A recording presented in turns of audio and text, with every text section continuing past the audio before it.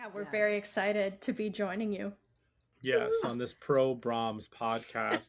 Nikisha, I'll throw it back to you. Yes, you gave it away. I'm so scared. Hello. Do you want to play a game? What's your favorite scary movie? Be afraid. Be very afraid. I see dead people. You're gonna need a bigger boat. Here's Johnny. The power of Christ compels you! The power of Christ compels you!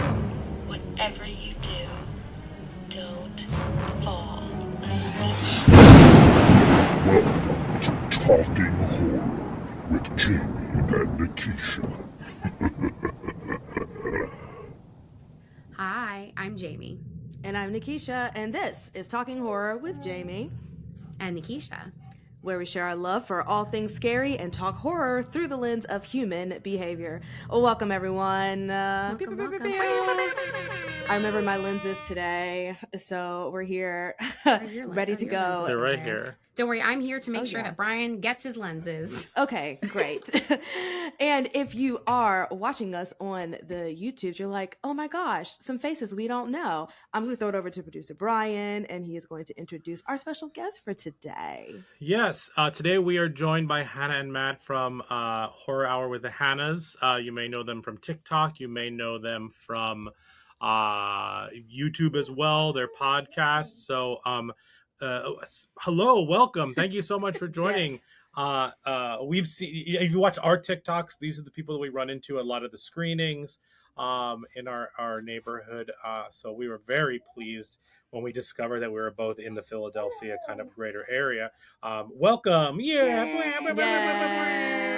Hi, everyone. Hi. Thank you for having us. Yeah, of course. Tell for the people hearing you for the first time, tell us a little bit about, your likes horror wise, your podcast. Like, tell us everything. You want us you want to give the story? We can Our give story. you all the tea. Well, to start, I'm Hanna. I'm Matt. Hanna. We're married. We're Horror Hour with the Hannas. Yeah. The names was so yeah. funny. We had to. I did not change my last name for everyone's Don't information. tell anyone. They're not going to listen if you say that. Oh, Why would I make my name Hanna? That's so It'd be cool. embarrassing. Either way, yeah, we're married. We are big film people, and then also became big horror people together. I would say I was a horror person from a young age with my mom. Hanna became one because of me. Yeah. And now we're kind of diving down the horror rabbit hole and trying to glean more than I think the average viewer does from horror movies. And we're trying to bring that to everybody else. Sometimes there's not that much to glean, though. Sometimes there is. So I sometimes like to describe us as like we're your cool English teachers, but you get to watch horror movies instead of read books. Oh. Or you know what? That's a lie. Sometimes we read books. So we have read books. We've read some horror books. So, but yeah, we try to do something fun and then try to add a little more information, a little more context. Form and function, thematic relevance, all that kind of stuff. Yeah. Cool. Like Jamie, I have like a history of working in mental health. I have my degree in mental health counseling. So that definitely, when I started watching horror, I found that I was really drawn to how well or how poor mental health portrayals were. And I feel like watching Split, for example, was like, I need an outlet to talk about this kind of shit. And then so the podcast happened. And I'm just a movie nerd that thinks he's funny. So, Matt thinks he's really funny. So that's one thing to know about him. Well, that's funny. But if you want to listen or watch them, in our description of this episode, any links to find them will be there. So definitely check out their podcast, check out their TikTok, their Instagram, social media in general. We are so thrilled to have you. Yeah, we're very excited to be joining you. Yes, on this pro-Brahms podcast. Nikisha, I'll throw it back to you. Yes, you gave it away. So scared. No need to be scared. People are just hiding in the walls. It's totally normal. Everybody be chill. It's good. Today, everyone, we are talking about the 2016 horror film, The Boy. And just to put it out there, we are a pro-Brahms podcast. So we're just going to put that on the top. Mm-hmm. What does that mean to you is my question. We're going to dive into We're going to get into it. Yeah. Pro-Brahms, baby. What if I had a shirt that said, like, vote for Brahms? I'd be I would scared. buy it. Brahms and Greta 2020, whatever. Yes. he made some good points. All right, so when I'm we just do gonna merch, throw that. that's out. when we our merch. Brahms, Yes. Greta Brahms 2029 or whatever. Write it that is. down, please. Yeah. I think, Brian, you have to. unfortunately, most people do not know who Brahms is. That is But- about If you've watched But this that's movie, what you know who we're gonna Brahms is. know. Apparently. Yeah, we're Right. letting the people know right here, right now, Exactly everything about Brahms. Right. I mean, it goes both ways too, because you can reach the music nerd community too, because they're like, oh, Brahms, yes, of course, or the horror movie fan. So either way, you're in good And company. they'll look up, but who's Greta? And we'll be like, oh, she's a just hero. wait. Yeah. And this is our son, Brahms.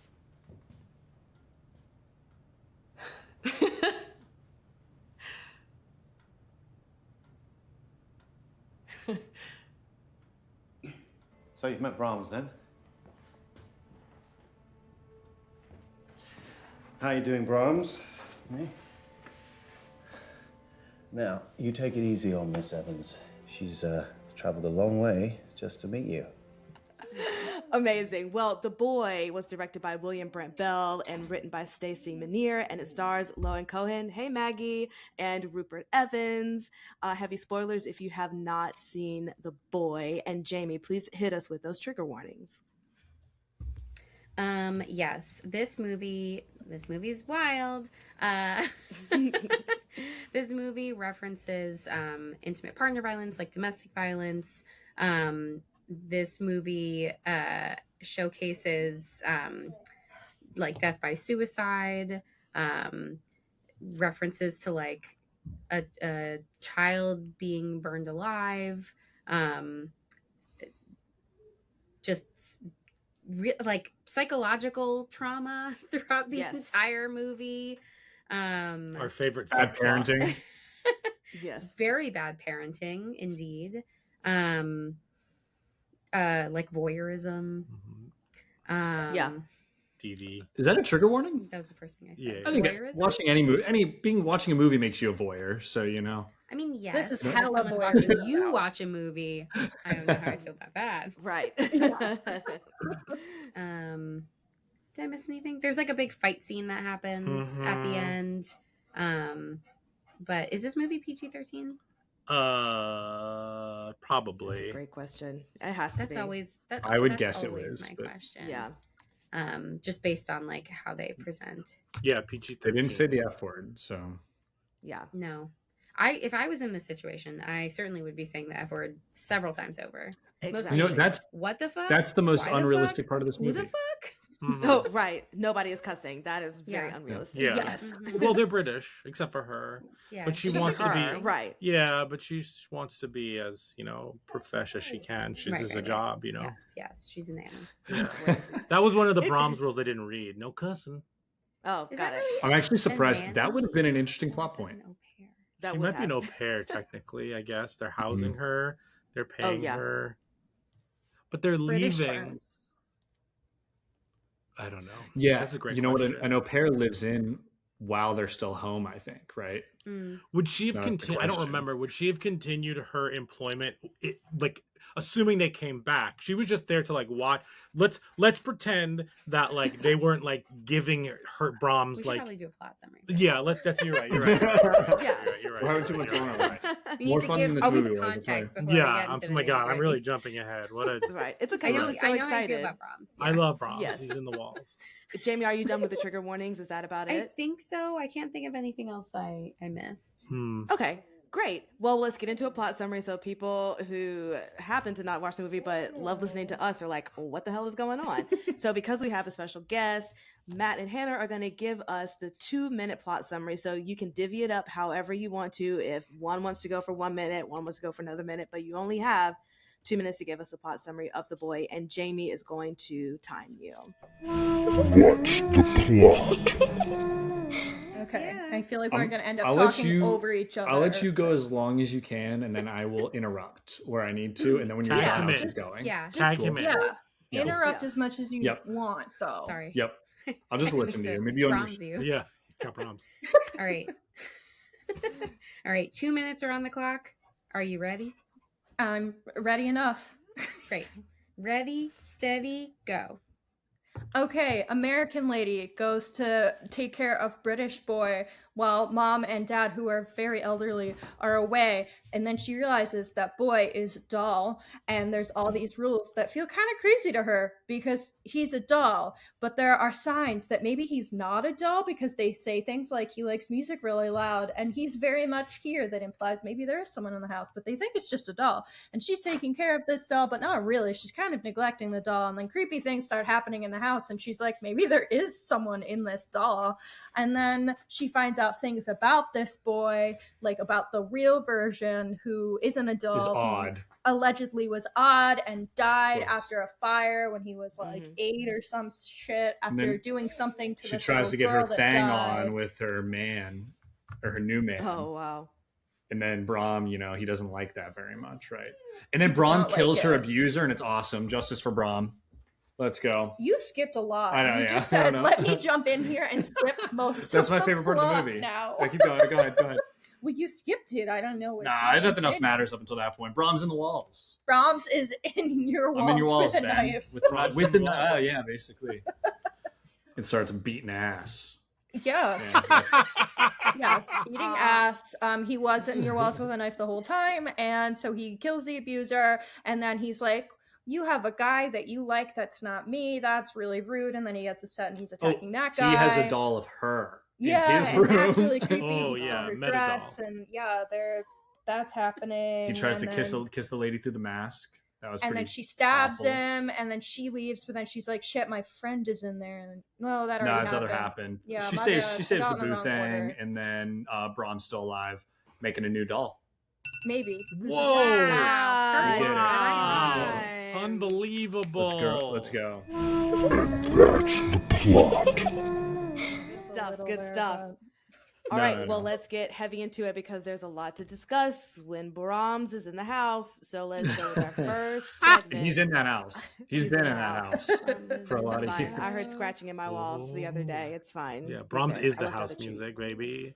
Oh, great. Yes.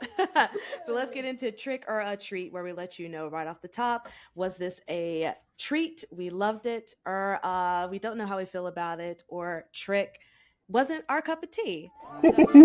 Trick. Treat. So Matt and Hannah, trick or a treat? Oh, for you're this making one? us go first. Absolutely. You're Oh, our special no. guest. Yeah, but I worry I could hurt feelings because No.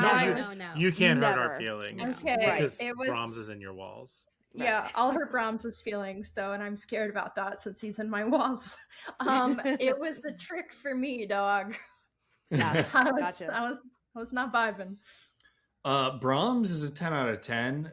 This was the third worst movie I watched this year. Matt, I'm just gonna be So Matt I'm says just gonna be straight trick. up with it. Woman in the Yard, Vicious, and Matt, then the boy. you didn't follow instructions. Trick. You're supposed to say trick or Trick. treat. I needed to just make it very clear how I felt. I'm sorry. Matthew. Context. We love context. Jamie, what about you? This movie's a treat. Yeah, Brian. Treat. Yeah, I watch this it's a for treat. fun. Yes. I feel insane.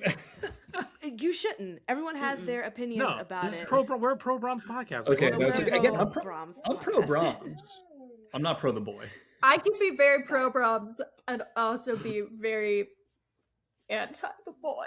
And that's where I stand right now. Understood. Well, let's get into it. Why we feel the way that we feel with our likes and gripes. And Now our likes and gripes. Matt and Hannah, please, this will be open discussion of our likes and gripes, but start the ball rolling for us. And could you also tell us, is this your first time watching this movie? Which I'm going to assume yes. Both of us, Yes. This was our first time around. I remember when this movie came out and I was like, oh, that's a creepy concept, but like, I don't know where they'll go with it. And then I actually knew what happened. I feel So did like I. the whole horror community knows what happens in this movie. So I did have that spoiled going in, but I was like, that's creepy. Like, that's cool. Yep. I'm interested in the execution of this. Where my gripes are is that I think it takes a really cool concept, and every time I think it has an opportunity to do something scary, it does something that I don't find that scary. Like, I think there was a lot of room for creepier shit or like jump scares and whatnot to happen. And I feel like they would, instead of doing that, do something that like decreased the tension for me. I also, a big gripe that I had was I felt like our main character, was it Greta? Yes. Yeah. Yes. I feel like Greta didn't really have much to her character besides her abuse narrative. And that did kind of bother me, that like we know nothing about her except that she was abused to the point of like physical harm and miscarriage, and we have nothing else about her. And I really don't like when movies characterize a woman solely based off their trauma. I just found the pacing of this one not as like fun as I would have wanted to, but I do think the wrap up at the end was fun. And like him and his little mask is scary. Like the first reveal, like that there's a person behind the wall, is actively scary. So I will give them that for sure. Yeah, absolutely. If you're coming to me, I'll say a couple things I like first, and then I'll get mean, if that's all right. All right. There is an amazing jump scare in this movie during a dream sequence that actually got me. It's when the doll's heads turn. Great. Doll design is great. I like the woman that is the leading actress. I forget her name already. I know she's Maggie. Lauren. Yeah. Maggie in Lauren. Walking Dead. You can call her Maggie. I think she's good in this. And I love the Brahms doll mask at the end.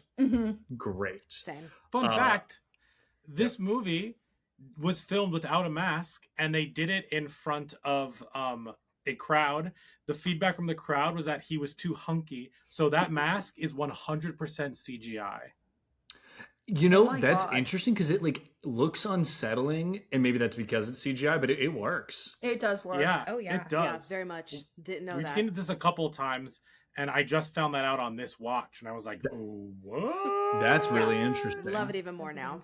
Someone being surprised. Thanks to Hunky. Yeah. Did you notice he had like a clean shaved like beard? Yeah. I was like, that neckline is better than mine right now. Man, Like, what the hell? He's in behind the there wall. cleaning up.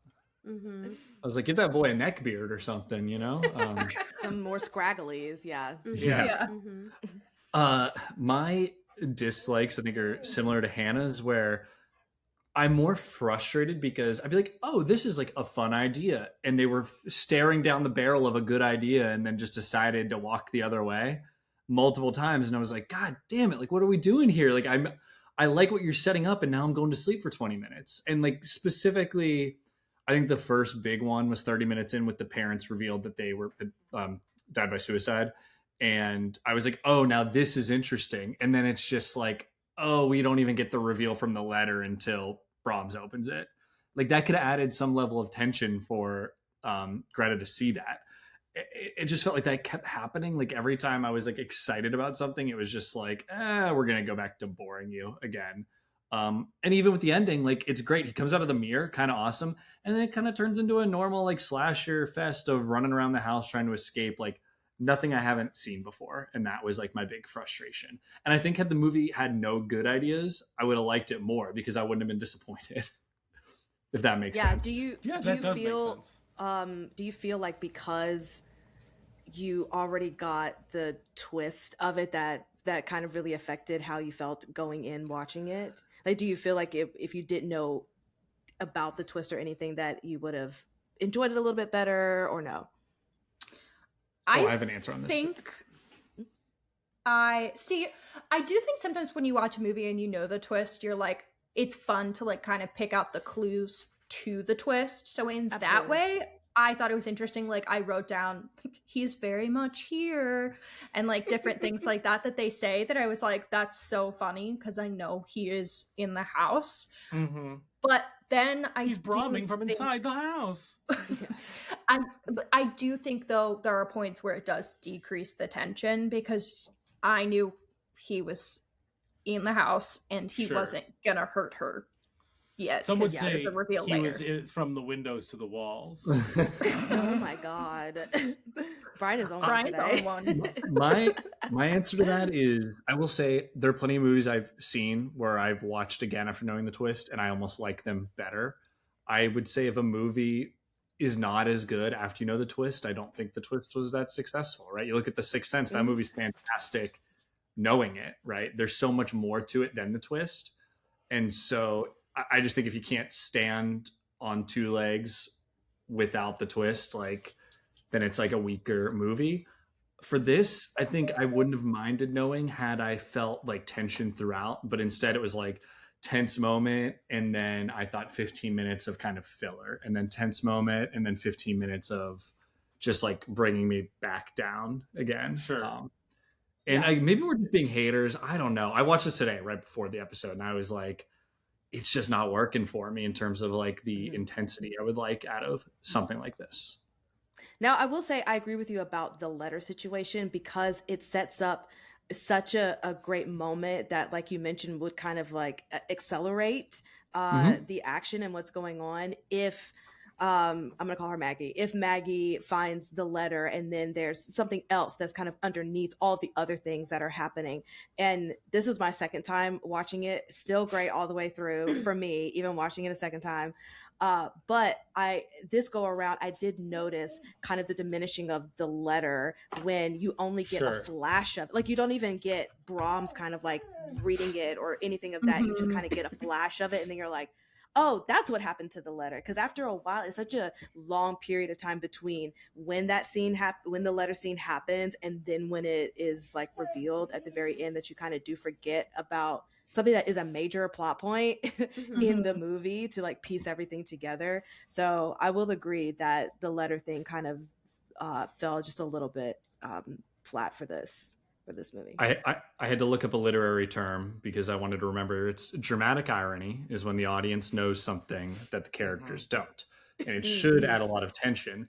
In this situation, though, there's no stakes to the dramatic irony, or there's no clear like issue that's going to happen, because not knowing the twist, we don't think anyone's going to get the letter, right? Who's getting the letter? Right. She is. And now the letter doesn't show up. All that tension is gone. So to me, it kind of just feels like a writing miscue when it comes to something like that. So that's the thought. And then it shows up at the end and you're like, oh my God, I forgot about the letter. Yeah. So absolutely. But that's our English teacher and me looking that up. I was like, what's that term? What's that term? Well, I was also like, God damn it, I want to read this whole letter. Please put that in that only on my screen. I know, I thought about pausing. Any other comments about this before we go on like a gushing spree about how much we love it? I have one more. Hannah made a good point though. Had I been able to read the whole letter, seeing the girl is yours now, that would have added a lot of tension, and that would have been scary. And then you're like, oh, what is going on? But like the choice not to show that just doesn't make any sense to me. Yeah, that's the feeling of anytime there was a chance to create suspense, they just didn't. So yeah, I feel like having seen that specific portion of the letter sooner would have made it a lot scarier, because at that point you're like, okay, it's like creepy that this doll's moving on its own when you're not in the room. There's no like, threat though. She's like, this is my son now and I love him and he is the perfect angel boy. Look at him playing. I would have liked happy. I would have liked that movie like, better. Scary. Let's get a sitcom, Brahms sitcom with Greta and Brahm. Oh my God. We can call it that. Greta and Brahms. Just a multicam sitcom. Got it. Of her just walking around with the doll. Now that's scary. What's the theme song? I don't know. One's a woman and one's a doll. You better watch out or he'll kill you all. Wow. Yeah, do you have like better a watch out, he's Kramer in the intro? walls. Oh, he's in the wall. Oh my God, yeah. The grocery store man come in like Kramer and Seinfeld would have been great. Everyone would cheer. Yeah, the abuser shows up and everyone boos, and then Brahm stabs him through the wall. I got an idea. Great. You know? Yeah. Right. Yeah, exactly. Exactly. I love it. There we go. Give me the stage play version. You know? Oh my God, actually. Oh my God, the stage magic of him coming through the wall. It would be great. Are you writing a musical now? Oh my God, this is a great. I'm gonna write Brahms the musical, and the great thing about it is that I'll fix all of your problems. Yes, thank you. And if I don't get my writers, if I don't get my writer's credit, you better be ready to lawyer up. You'll get a story credit. You know. Okay, we'll take it. Love it. Well, I just want to piggy back off of just the Brahms hype of it all, because this was my second time watching this movie. The first time was just a random watch of, oh, this is streaming. I don't know. I didn't know what it was about. I didn't know anything. I just knew there was a doll involved, obviously. It's on the cover. And so I just clicked it. And I think what got me was the twist and just kind of subverting expectations of what a doll horror movie is. And with the idea of there actually being a person maneuvering around in the house. And, you know, Hannah, you bring up a great point about horrible tropes with women in this. I will say what kind of tied it in for me, because at first when Greta, you know, Brahms leaves her that peanut butter and jelly sandwich, and then she's like, oh my God, I get it now. I'm going to take care of it. I'm going to follow all these rules. I was like, what the fuck are you doing, girl? Like that, I would be running out of this house right now. Yes. But then you tie in the whole story of loss. And, you know, I don't know what it feels like to like lose a child. But for me, that little tidbit of information kind of at least let me suspend my sense of disbelief in like, okay, girl, I'm with you now. You want to take care of this as kind of a coping mechanism for whatever grief and trauma that you are going through in the moment. So I get that, and I'll align with that, and that kind of carried me through the story. Though I do agree again with you, Hannah, that like, can we stop just having women being abused, and that is what they offer at the table, and that's it. Yeah. Do you think it would work better if it was out of order? Had we learned about the losing the baby and then she gets attached to Brahms? Because that's I think a great question. In the order it's in, there's too much time in between that the movie's like lost me again, at least in terms of I think it's kind of, I don't even want to call this a slow burn, because it's like slow and then something cool happens, and then it's slow and then something cool happens. Like, but that's just a thought I was having. Yeah, it did, because I think of the order it presented it in. It almost came across as like, shit, we need a reason for her to have still been there. Sure. Yes, she Absolutely. has this like history of loss, so of course she's, you know, yada yada. And I do agree that like provides a lot of context as to why she would stay. I like completely agree with the point you're making. I just wish that like there were more to her beyond Absolutely. that. Yeah. No, yeah. I mean, I would have also stayed for the hunky grocery boy too. So just throwing it out there. True. But then she starts kicking him out for her doll son. Her doll son. Well, she's protecting everyone. At that point? Sense, yeah. Oh, in a sense, yeah. She's protecting everyone because she needs her. Classic trope for a woman. She's got to give up what she wants to protect her children and the men in her life. Come on. Yes. Disgusting. She just loves peanut butter Brian. and jelly sandwiches. That's it. Yes. But yeah, I do like that she is kind of taking control at the end of the day with the movie. And also, you know, even though it absolutely feels like, oh, we just threw this in so that we can tie up a loose end in some way, even if it might not be the best fit, I would rather that than nothing, and then really be like, girl, I really don't understand why you're still in this house right now. You could literally go anywhere, you know, besides here. I also loved the actual doll figure. I thought it was creepy as hell, and it's so great. It did a good service for that. I loved, now that the mask is CGI, I'm like, I want to go back and watch it now, because I'm like, that feels like great CGI for the time as well. To not even notice that it was, because I had a comment that I also enjoyed the mask that Brahms wears.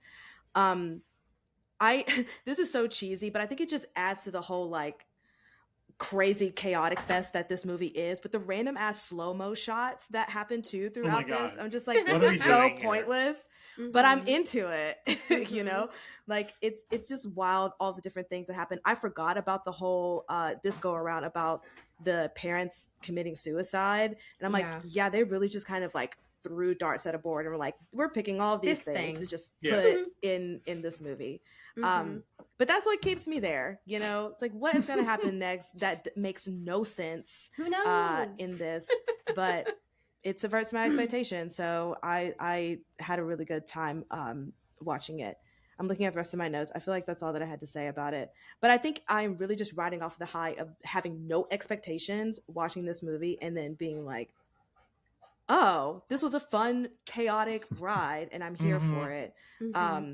And so in watching it again, I'm still riding on that high of the first time watching it. So I'm like, man, yeah, this movie is just like all over the place. But sometimes you need that kind of movie. And that's this movie for me. Yep. Totally. Valid. Yeah, Brian, Jamie. I'll go. I have no idea how many times I've seen this movie, which is wild. I know what this movie is. I recognize what this movie is. However, I think that the third act of this movie does something that there's like a couple of other my suggestions do, where it's just like, I feel like it's a movie where if you don't have the right expectations going into it, you will likely be disappointed. And I think that I did not know what the like third act reveal was, that he actually was alive and living in the walls. And so that was just like a what the fuck moment. And I think that then the rest of the movie made more sense. Like I was able to revisit it so many times through the lens of like, oh, I have this information now, and like kind of thinking about it from the perspective of like, they're presenting something where you're like, what the fuck is going on? And like, she's taking it so seriously, but she's also this character that like, we don't even really know that well, but she's like fully committed to the bit. And then this like fucking wacky ass thing happens. And you're like, oh, okay. So like, no one's taking this seriously. And that's why I love this movie, because it's unhinged. And I think that it knows it's unhinged. And once you as an audience member recognize that, it's more fun. I think the challenge is going into something where you have a different expectation. And then you're just like, I fucking hated that. So obviously, like, without spoiling movies for yourself and without like, trailer failure where they're revealing too much information, it's hard to know exactly what you're walking into all of the time. And there are certainly movies that we've seen that are like, this sucks. And then I think like time away from it, we're like, oh, actually, like I'm reconceptualizing what I think was happening there. And I was just in a completely different like lens that I was internalizing this movie. And I think that's why for me, the watchability is very high, because like now, like every time after the first time, I like get it. And so now it's just like an enjoyable romp. It's just like deeply silly and just a fun time. And again, like just the idea that, the parents are giving this woman to their like horrifying, potentially mentally ill son who is living in the walls is just such a outlandish, not based in reality concept that it's like, all right, I'm in. Right. Yeah, like there's nothing that I'm really taking too seriously, because they're already like, what's the Greta? There are like with Greta, she just kind of like shows up, and they get, like you said, you all said the same thing of like, they give her the loosest backstory of all time. It literally could be anyone. But also like on to another point, like, is that the point? And not to say that like, we shouldn't give characters like a backstory, especially like women in movies. But I guess I'm wondering like, what is the point if the goal is to subvert your expectations and then focus on this big reveal? Like, how much energy do we want to put into like building this backstory? I think the one thing that we really need, that you all mentioned already, is like, what is compelling her to stick around in a completely like wild situation? Like, I'm going to make an assumption that if any of us were in this situation, we would leave immediately. You got it. But I don't want to jump to any conclusions, and perhaps it depends on how much money they're offering. But sure. So like, it's like, what could be going on that like this is the thing? Like there's nothing else that you could potentially do. So yeah, I feel like there's a lot of things that like when you shift your mindset about it and like just change your like the energy that you're going into this, I feel like I'm scrutinizing it less because I'm just here to have a good time with Brahms. So that's why I enjoy this movie. Shout out but Brahms. Yeah, like shout out Brahms. Shout out Brahms. Like, yeah, that when he comes out of the mirror, it's so funny. And I have a very distinct memory of Brian watching this movie for the first time. He did not know the big reveal. He did not know the twist. No, not at all. I'll let you talk about your experience because I don't really have that much else to say. Okay. So I love this film. And the first time I watched it, I didn't know what to expect. She introduced it to me. She's like, "Oh, you've never seen The Boy? We should watch The Boy." I was like, "Okay." And then that reveal happened. I was like, "What? This is so stupid. I love this." Like, what the fuck am I watching? Like, this is the twist? I was like, oh my God. Honestly, that first experience not knowing the twist was like, movies don't take stupid swings like this. That's what it is. Like I was expecting it to either like actually be supernatural or like, I don't know, like the grocery guy was behind. Like, I didn't know what to really expect. But that's so odd. Like, I feel like on the flip side, movies piss you off more when they're like presenting something as real and then it becomes supernatural. I fucking hate that. Like, I fucking hate that. I agree with that. I like that it's like, oh, it makes you think that like, okay, so it's like a ghost or like this doll's possessed, whatever. And then it's a fucking actual person. Oh my God. And that is so wild. That's like the best kind of expectation subversion. I'm not going to give other examples of twists because I'm sure they're in a lot of our suggestions. But fuck, it's just so stupid, and it's like and that makes it so much fun for me. This also is a movie from 2016, but it feels like a 1998 2004 movie. No, it sounds like it feels like a post 9/11 like to 2010 era. Also, this director's credits are some of my favorites. So William Brent Bell is hit or miss, but not really. He's right down the middle, insane. So just some examples. William Brent Bell directed Stay Alive. I love this movie. The so video much. game movie. I have so much nostalgia for it. We're definitely going to cover it on the podcast. 100%. It's a fucking not great, wonderful movie in 2006. Then he directed the truly flabbergasting The Devil Inside, which is not a terrible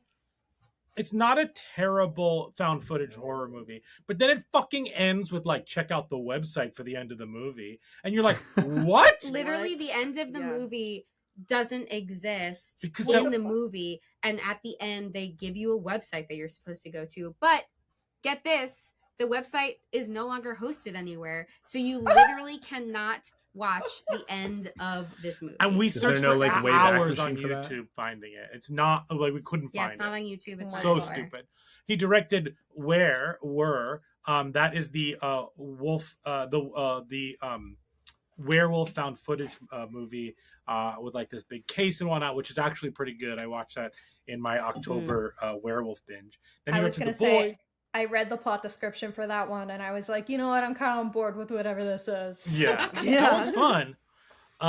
Then The Boy, obviously, Brahms, and then Brahms, The Boy 2, which fucking sucks. Yeah, not nearly as good as this one. No, Brahms, The Boy 2 is awful.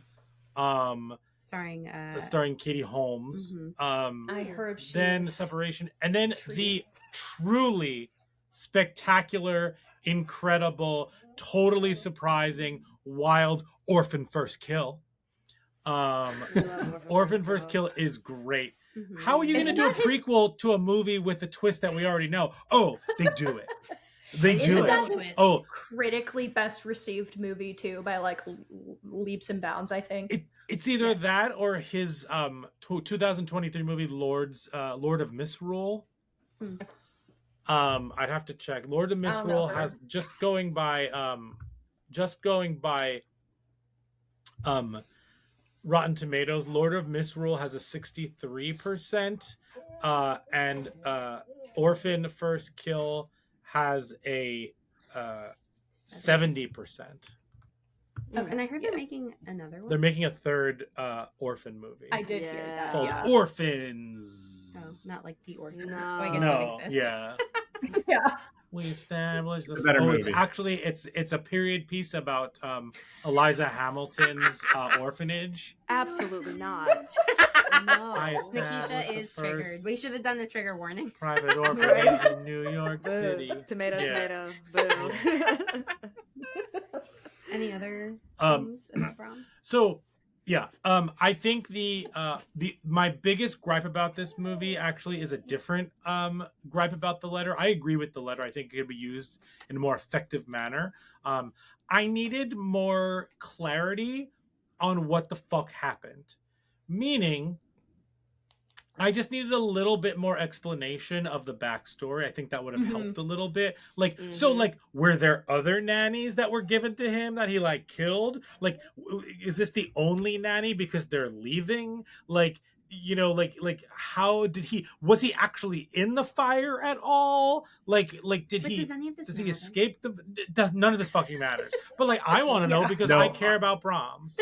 I think that's way too interesting for this movie, Brian. You know, That's an interesting point. Like, But I I also agree. kind of want to see a I thought burnt about that Brahms too. face. You know, like if that was the case. But those are all the tropey things. That's true. That's true. I feel like I made like an assumption about what was happening, and so my brain was like, "That's what's happening. I don't need them to clear this up because I've decided this is what happened. I Yeah. decided Yeah. that he was a little shit. He killed that girl or whatever. He definitely and they killed were the like, girl. Mhm. Definitely yeah, burned and his then they were party like, down. Mhm. we don't want our son to be like put away, so we're gonna pretend like Hide him in he the wall. Like died, Yeah. and we're gonna hide him in our wall.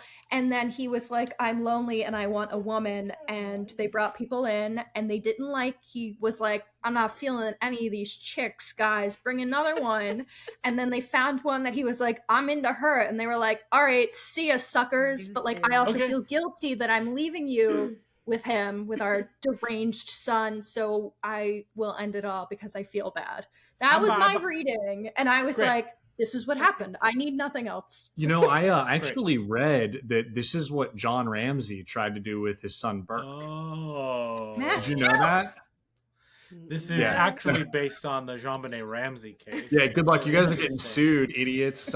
Sorry. Yeah, interesting. He's coming out Brahms because of my is- claim, you know? Yeah, interesting. Wow, what an Don't cut this out. allegory. Yeah, no. My last thing is, I also kind of like this because it feels like an extended Twilight Zone episode. There's something very Twilight Zone-y about it. Like, you know, this one doesn't have much of a lesson as Twilight Zone episodes do, but like, I don't know, this movie's just fucking stupid, and I really enjoy it. It's the vibe I want, and honestly, if I knew the twist the first time watching it, I do, and if I don't think I would enjoy this movie as much, because this movie, I have no nostalgia for it, but I very much love the experience of being like, they took that big stupid fucking swing, and horror movies don't take those big fucking swings as much as they do, no matter how stupid they are, no matter how like excellently made they are. Sometimes the twist you can guess from a fucking mile. We guess twists all the time because it's like not even hidden, but like this one is just like so fucking stupid and wonderful all at the same time. This is a pro-Brahms podcast.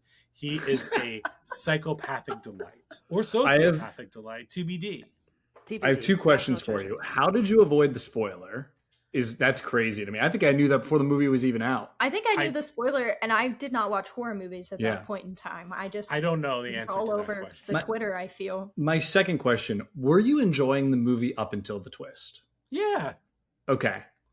Yeah. Then I'm not coming from that mindset, because for me, I was like not pulled in up until that point. And so that's why I was like, I was not like in terms of tone, there was no way for me to expect that it was supposed to get silly and bombastic by the end, because like that's not what they give me from the beginning. Sure. I think that's part of the reason why I enjoyed it, because it wasn't like this silly thing up. Like the plot high concept is silly, but like, and then it was like, wow, this is so, they really went for it type of thing. but I also like this vibe and tone. This has like a hide and seek early 2000s, late 90s like tone to it, where it's kind of like taking itself like a little bit too seriously in the best way possible. And when something takes itself a little bit too seriously, it's going to go one of two ways. It's going to be fucking crazy like this movie, or it's going to be like the same fucking boring twist that we've seen a million times, and then this movie just forgotten forever. Like, the reason I remember this movie is because I was like, oh, they committed so hard to the crazy way that I'm just like, what a delight. Yeah. Well, don't you worry. I'm writing down a list of movies that commit to something crazy for you, but I'll save for that section. Don't commit I list, have Hannah. some, Save for it. sure. 'Cause I have it. Because Amazing. I like The Big Swing as well. I think You the don't tone need to needs defend to be yourself to us. No, It's I know. okay. I'm saying This is I've been safe known space. to say it because I love like Jordan Peele's Us, and I feel like that was one that like people did not feel as good about, and I was like, no, that movie swings for the fences way more than, well, Nope does, but not to the same degree. Us swings and it doesn't fully connect, and it kind of rules. Sure, And but I that's a wouldn't point. put Us in the same category as this because Well, yeah, Us isn't stupid. has a the way very that you're saying different. this one's Yeah, stupid. yeah. Like this, this is like this is like a moving B movie target, if that makes sense. Yeah. Well, it's okay. I'll come up. I'm making sure my list is like kind of dumb, but also kind of crazy. So Okay. we'll get there. I love that. Love it. All right, well, let's move on to our next section. Brains.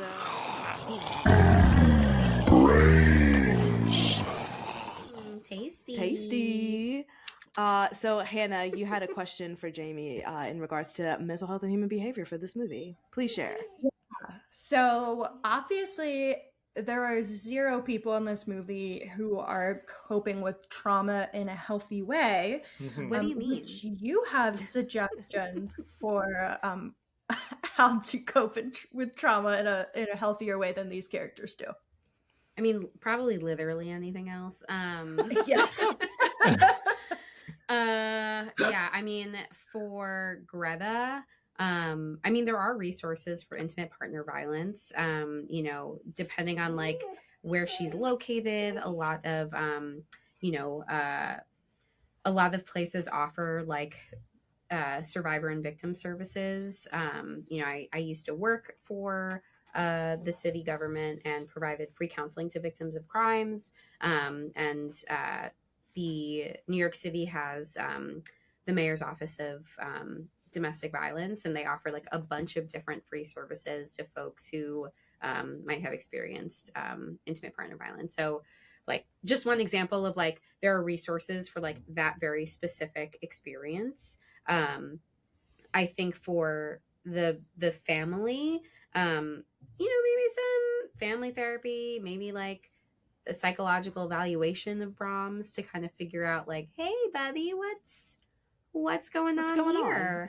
And you know, maybe he needs something more intense to be able to figure himself out. Maybe the parents need to you know, actually invest in some better mental health services for themselves, so that they can show up for Brahms as opposed to like leaving him there. Get a hobby like pickleball. They could have played pickleball. Here's the thing. Number one, you can't cover for your kids' crimes, guys. Right. No, I'm sorry. I think like there's a difference between covering for your kids' crimes versus like, you know, like they like you should acknowledge that like they are responsible for their actions, but you can also still be like, you need help, and like I want to help you like get what you need, but also like you did something really bad and like there are consequences. And like holding both of those. That's like always the Law and Order twist at the end. Like, sure, like, know, oh, my son did this, but I thought I could keep him safe. And yeah, right. It always ends up worse. But I mean, that's why I joked about the John Benet Ramsey case. Like, that is a very real possibility that that's what happened, and like totally. And I can't pass up a good joke about Burke. You know, sorry. You're getting sued, bro. I'm getting sued now. You're getting fucking sued so fast. This ain't my so hard.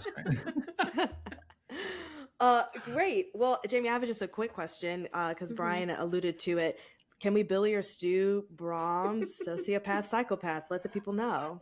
I think that Brahms is pure stew. I don't think, like, I don't know what I don't know what's going on in Lil Brahms's head. I don't think anyone will ever truly know. But I think he is acting on pure impulse and like just doing whatever he wants in any given moment. I don't think he's like, I think he's like, I'm mad and I'm going to lash out, or like, I'm happy and I'm going to do this. Like, I don't think that there's any like forethought into a single action that he takes, at least in this movie. I don't know what happened before.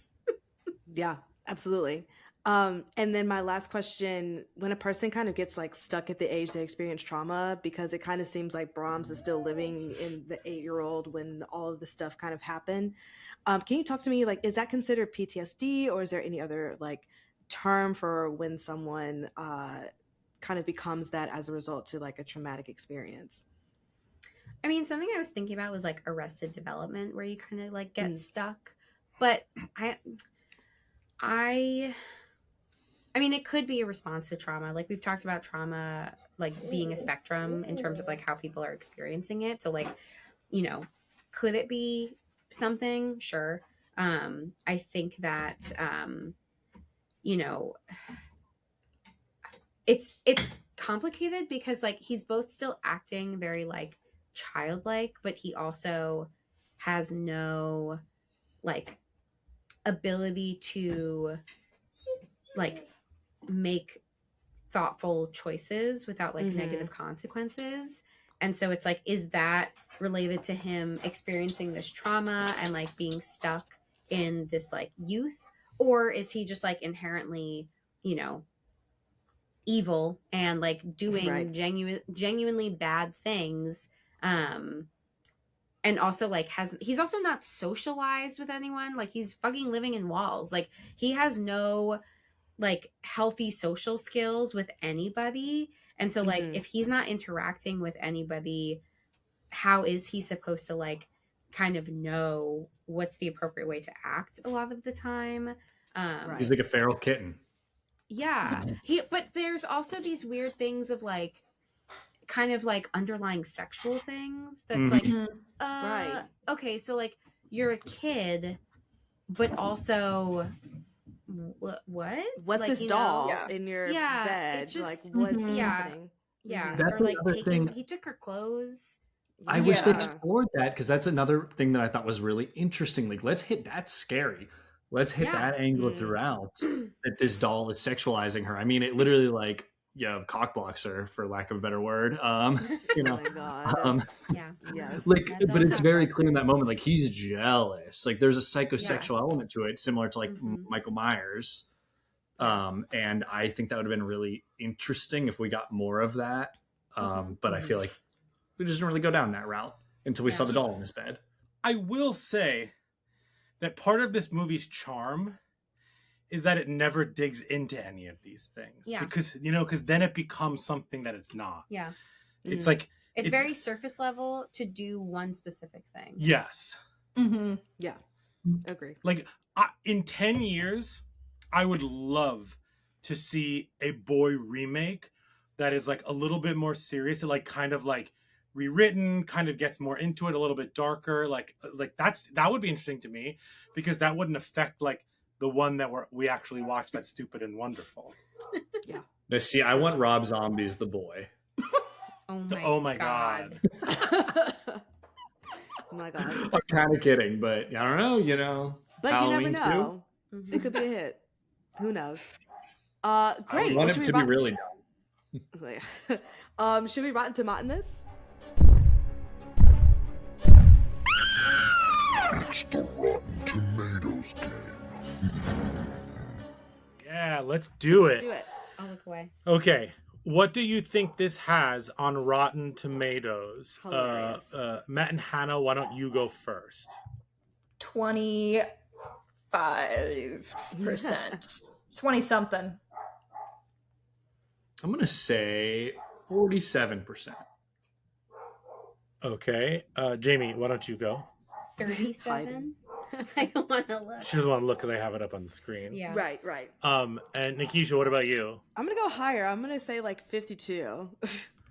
It has a 31%. Nice. Awesome. It has a 38% audience score, And the critics' consensus is the boy could have gone in any number of scary or interesting directions, but instead settles for usual jump scares scattered throughout a pedestrian plot. That I mean, love. Yeah. It's accurate. Rude. It's not wrong, but it's wrong. Not wrong, but it is what it is. All right. What do you think this has on Letterboxd? I'm going to go higher than I was because I was too low.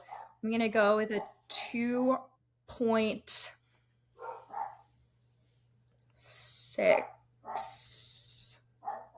I'm going too flat.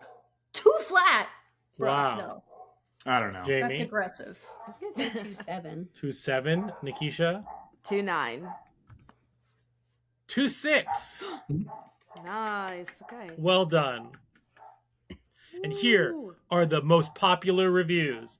At number 3, that guy was scary and hot at the same time. There you go. At number 2, Brahms should hook up with Annabelle. Yes. Or Megan. Ooh, Megan. Yeah. At number 1, excuse me. Personally, if I found out a 6'3", beefy, sexy man lived in the walls of a mansion I'm taking care of, I would not be mad. It wouldn't even be scared. I would have sex with him, in fact. Just lay it all out there. I'm liking How many stars reviews. did that person give this movie? 3. 3. Okay. Beautiful. That's the most unrealistic part. They're right. That they didn't do it. Yeah. Cool. So let's get into our 4 S's. Skull, scare, shakes, and suggestions. The Talking Horror's 4 S's. Those S's are skulls, scares, shakes, and suggestions. Skulls is how well this handles mental health and human behavior. Scares is how scary was it. Shakes is how is it one and done? Can you shake it off? And then we'll wait to do our suggestions all together. These are 1 through 10. Jamie, why don't you kick us off? Sure. For Skulls, I gave this a 4 because there's a lot of confusing things happening with every character in this movie. For Scares, I gave it a 2, not because I find it like scary, but I just think like it's unsettling. I'm not a big doll fan. There's like a sprinkle of creep in there. And for Shakes, I'm giving this a 7.5. This movie slaps, but like for a very specific thing. Yeah, totally. Yes. I'll go. I'll give us a 5 for Skulls. Scares, probably like a 2, and then I'm gonna give this like an 8.5, 9. Nice. Because because we're pro-Brahms. Because we're pro-Brahms. Yeah, I'll go. I gave this a 5 for Skulls as well. A 1 for Scares because also that scene, the dream sequence when the doll turns, like that got me as well. So I will give it 1 point for that. And then 7 for Shakes because it's just a good old time. Matt and Hannah? Yeah, Skulls 4. I've seen much worse depictions. This one's pretty run of the mill. Scares, I was gonna go 2, mostly for that jump scare that we both have talked about. Shakes, I would have come in lower, but I'm a Brahms guy now. Like I'm getting my Brahms. I like that's what we love to hear here on Talking Horror. I don't like the movie, but Brahms is a 4. Yeah. You're not wrong. So Skulls, I'll go 4. Scares, I'll go. I'm a scaredy cat, so I think if I had watched this with less lights on, a 3. Shakes, like the movie, like a 3, but like Brahms, like a 7. Yeah. Oh yeah. Yeah, there's a difference.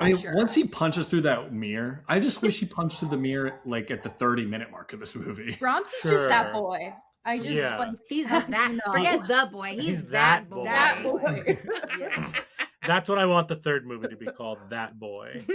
Yes. No, I never saw Don't Breathe 2, where they turned the very evil bad guy into the protagonist. I want that for The Boy 3. I want to follow Brahms. Yeah. Because justice for Brahms. He did nothing wrong. Well, here's what the third movie should be. Brahms is hired by someone else to be there, like in a heist movie, like a horror heist movie, where they need to break into a place, but he knows how to do it because he lives in walls, and that's what I want.